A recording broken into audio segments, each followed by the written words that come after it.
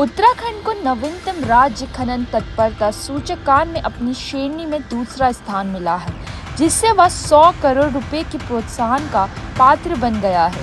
केंद्र खनन मंत्रालय के एक पत्र के अनुसार SMRI राज्य स्तर पर खनन क्षेत्र में सुधारों को प्रोत्साहित करने के लिए शुरू की गई एक प्रमुख पहल है। वहीं अब रेवेन्यू को और बढ़ाने और खनन की चोरी को रोकने के लिए सरकार नदियों पर निगरानी के लिए 24 घंटे नाइट विजन ड्रोन कैमरे लगाने जा रही है, जिसको लेकर कांग्रेस ने सरकार पर तंज कसा है। कांग्रेस उपाध्यक्ष सूर्यकांत धस्माना ने कहा कि जिसकी सरकार उसी का कैमरा, ऐसे में सरकार खनन की चोरी कैमरा बंद करके करेगी।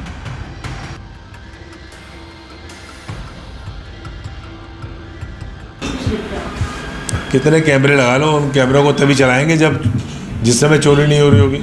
जिस समय चोरी हो रही होगी वो कैमरे बंद कर दिए जाएंगे। चोरी कौन करवा रहा है? सरकार तो चोरी करवा रही है। पूरे प्रदेश के अंदर पीठ थपथपा रहे हैं अपनी, राजस्व कलेक्शन में हम सबसे आगे आ गए। अरे भैया, राजस्व कलेक्शन का काम नहीं है सरकार का। राजस्व कलेक्शन का काम होता है, लेकिन आप अवैज्ञानिक तरीके से पूरे राज्य की नदियों को जिस प्रकार से खुर्द-बुर्द कर रहे हो, पूरे प्रदेश के अंदर जो आपने लूट मचाई हुई है, तो आप राजस्व कलेक्शन पे बड़ी पीठ थपथपा रहे हैं कि साहब सबसे ज़्यादा हमारा राजस्व कलेक्शन हो गया।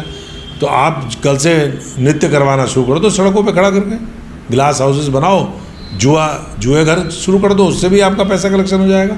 घर घर शराब बेचने का काम आपने शुरू करवाया था, सारे अनैतिक कार्य शुरू कर दो, पैसा इकट्ठा हो जाएगा। सरकार का काम पैसा इकट्ठा करने का है। भाई टैक्सेस जो वाजिब टैक्सेस हैं वो लीजिए, लेकिन राज्य में अवैज्ञानिक तरीके से, नॉन साइंटिफिक तरीके से आप खनन कराएंगे तो जो आपदाएं इस बार पूरे प्रदेश के अंदर देखने को मिली आपको, कौन सी नदी ऐसी रही जिसमें बाढ़ नहीं आई?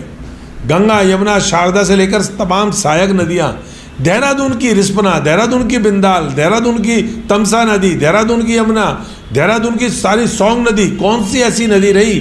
11 जगह एक साथ बादल फटे देहरादून में, सहस्त्रधारा का तहस नहस हो गया। आपने टपकेश्वर मंदिर में देखा कि कितना बुरा हाल हुआ। आपने पूरे, कभी आप कल्पना कर सकते थे नंदा की चौकी का पुल प्रेमनगर में किस प्रकार से गिर गया? इतनी भयंकर आपदा क्यों आई?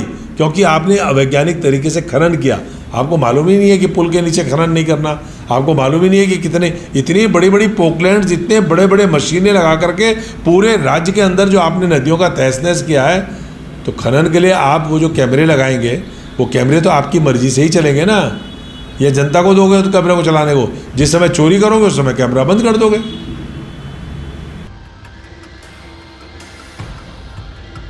वहीं दूसरी ओर भाजपा की कांग्रेस की प्रतिक्रिया पर पलटवार किया है। कांग्रेस पार्टी को मालूम है कि उत्तराखंड राज्य में खनन को लेकर के जो पारदर्शी नीति अपनाई गई है, जिस पारदर्शी नीति के तहत खनन का कार्य हो रहा है, उससे आज उत्तराखंड राज्य का खनन मुख्य राजस्व का एक स्तंभ बन चुका है। और ये इसको लेकर के भारत सरकार के द्वारा खनन की पारदर्शी नीति के लिए 100 करोड़ रुपए का इनाम भी दिया जाता है। लेकिन कांग्रेस पार्टी जिस तरह से आरोप लगाती है, तो उनके आरोप अपने आप ही निराधार इसलिए साबित होते हैं क्योंकि प्रदेश के अंदर जो खनन का राजस्व पहले 100 करोड़ हुआ करता था, वो आज 1200 करोड़ के आसपास पहुंच गया है। तो निश्चित रूप से ये इस बात को प्रमाणित करता है कि खनन की चोरी रोकी गई होगी, अवैध खनन रोका गया होगा, इसलिए प्रदेश में खनन से राजस्व बढ़ा है।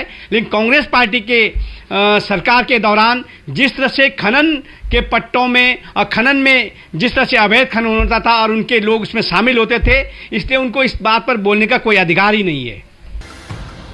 जन खबर के लिए मीना शर्मा की रिपोर्ट।